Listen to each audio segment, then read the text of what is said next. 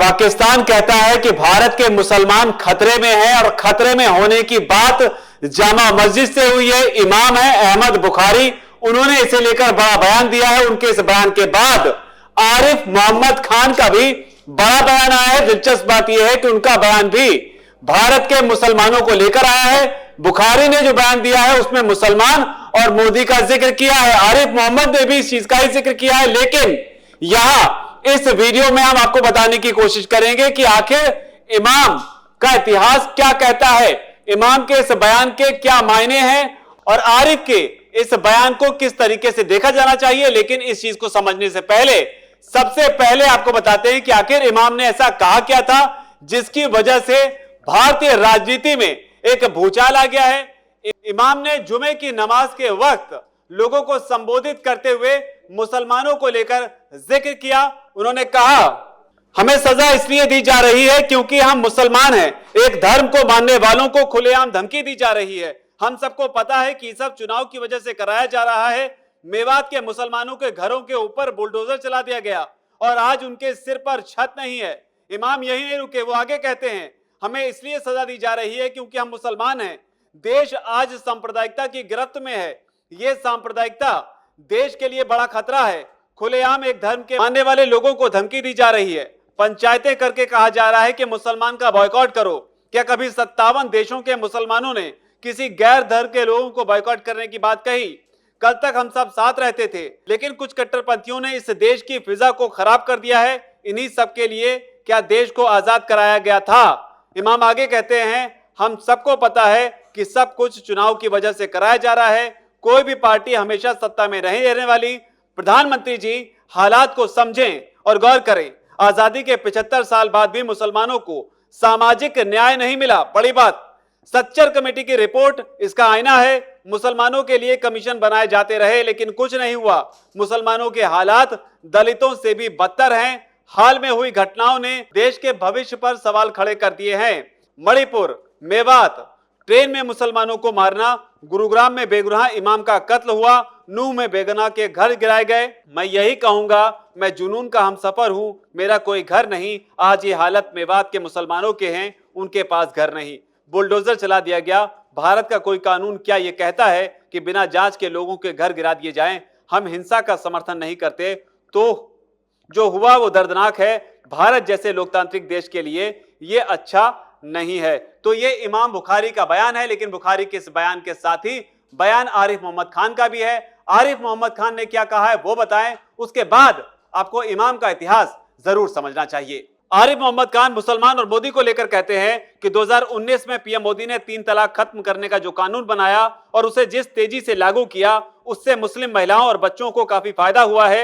इस कुप्रथा पर सख्ती से रोक लगाना संभव हुआ है। आगे चलकर मुस्लिम समाज में पीएम मोदी का नाम उसी तरह आदर और सम्मान के साथ लिया जाएगा जैसा दूसरी कुप्रथाओं को खत्म करने वाले लोगों का लिया जाता है।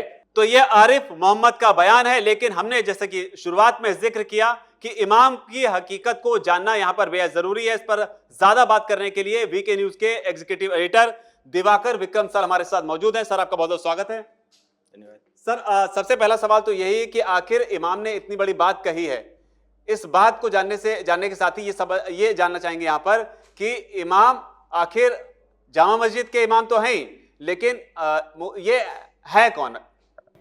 देखिए, आप बहुत बड़ी बात मानते हैं।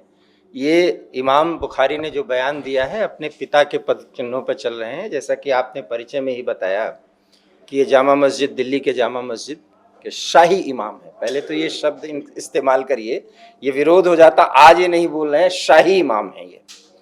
तो ये अपने पिता के ही पद चिन्हों पर चल रहे हैं। पहले इनके पिता शाही इमाम थे और उनके इंतकाल के बाद ये इमाम बने हैं।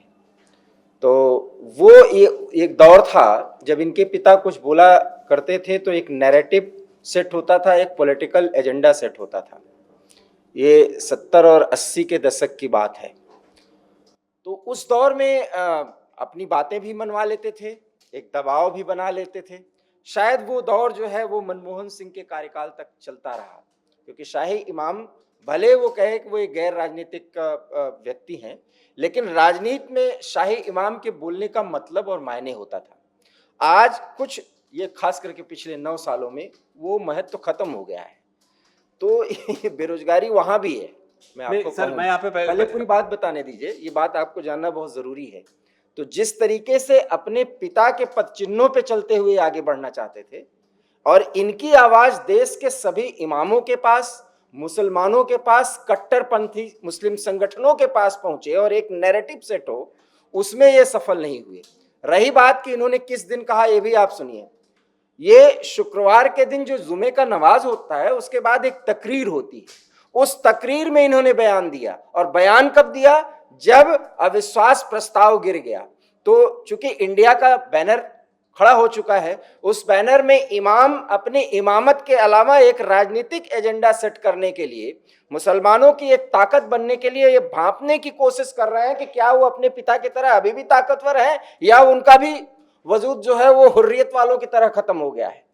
माफ करिएगा, ऐसी बातें ये व्यक्ति बोल रहा है। मैं बहुत खुली बात करता हूं, जो उनको नहीं बोलना चाहिए।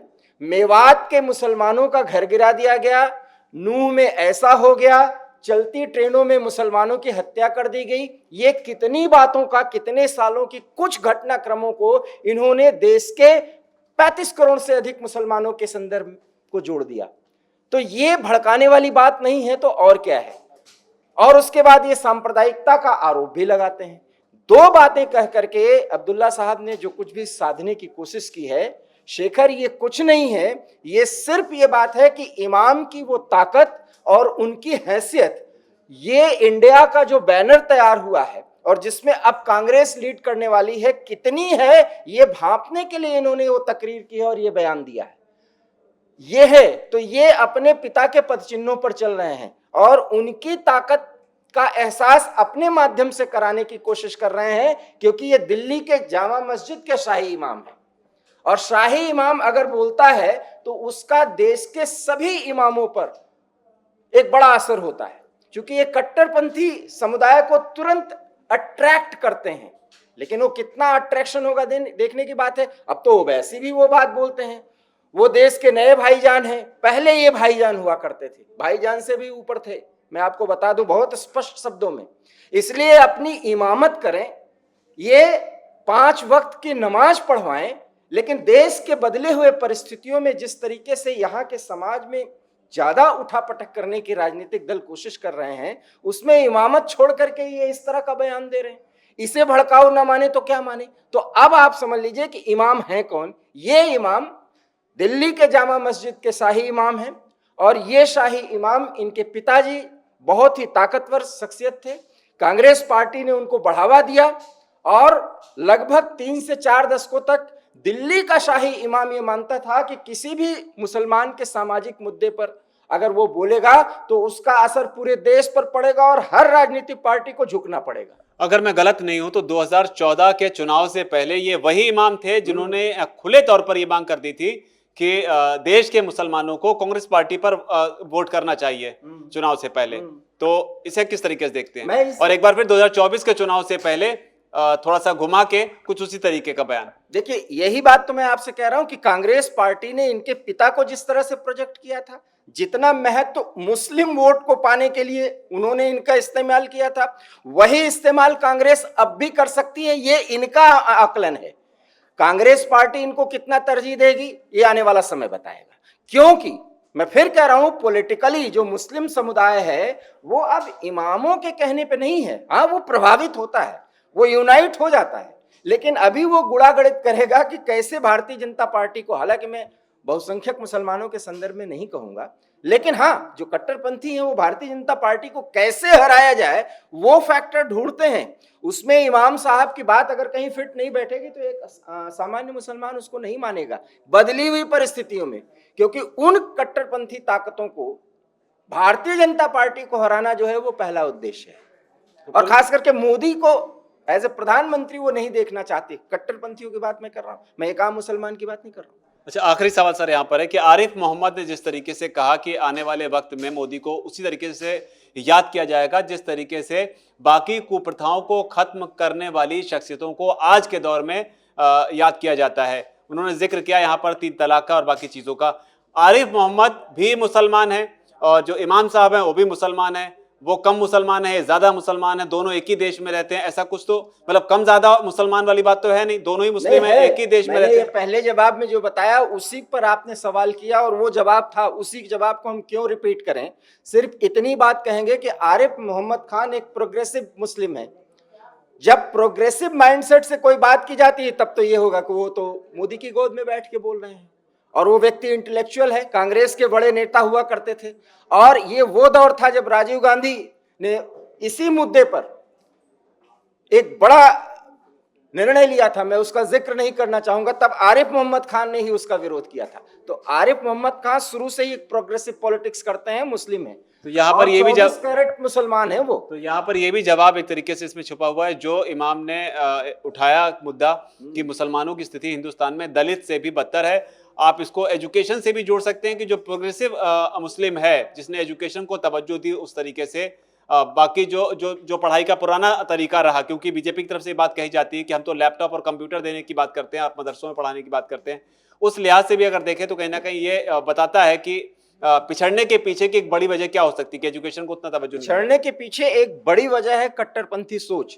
अगर मदरसे में भी पढ़ाई होती है उसका आधुनिकीकरण किया जाए और विज्ञान और सामाजिक मुद्दों से उसको जोड़ा जाए, सिर्फ धर्म की शिक्षा ही मदरसे में अगर दिया जाता रहेगा तो फिर कोई कैसे आगे बढ़ेगा।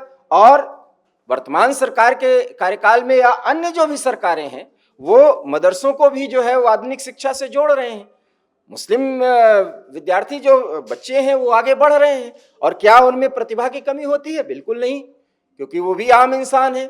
समस्या है सोच और बचपन से किस तरह से उनको डेवलप किया जाता है। ऐसे ही देश को अब्दुल कलाम मिला, ये भी तो अपने आप में एक बड़ी बात है। तो कुल मिलाकर यही कि एक बदलते हुए दौर में बदलते हुए परिवेश के साथ में आगे बढ़ने की जरूरत है। लेकिन इमाम ने जो बात कही इससे आप कितना इत्तेफाक रखते हैं, और जिस तरीके से आरिफ मोहम्मद खान ने जो तर्क रखा उस पर आपकी क्या राय है? दोनों ही सूरतों में आप जो भी सोचते हो नीचे अगर कमेंट सेक्शन में उसे आप जरूर लिखें। धन्यवाद। वीके न्यूज, राष्ट्र के नाम।